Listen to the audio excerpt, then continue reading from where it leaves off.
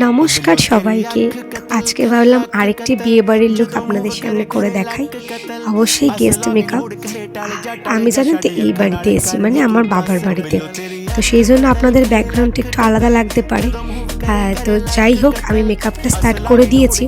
আর যেটা আপনাদের কাছে বলার, যারা আপনারা মেকআপ করছেন মানে হেভি মেকআপ বা বিয়েবাড়ির মেকআপ, তারা সবসময় স্কিন প্রিপারেশনটা খুব ভালো করে করার চেষ্টা করবেন, বিশেষ করে শীতকালে। কারণ শীতকালে কি হয়, টানটা যেহেতু বেশি থাকে আমাদের স্কিনটা অনেকটাই ড্রাই হয়ে যায় আর কেকিও হয়ে যায় ওই জন্য মেকআপ।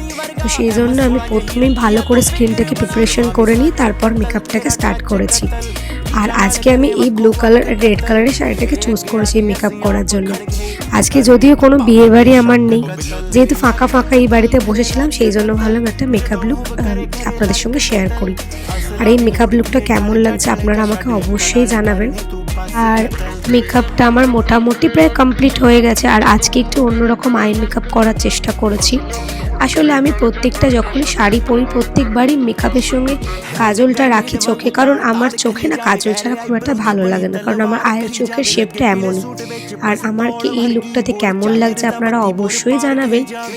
আর একটুখানি পোজও দিয়ে দিচ্ছি, সুন্দর করে ভিডিও করে নিচ্ছি যেহেতু এত সুন্দর করে সেজেছি।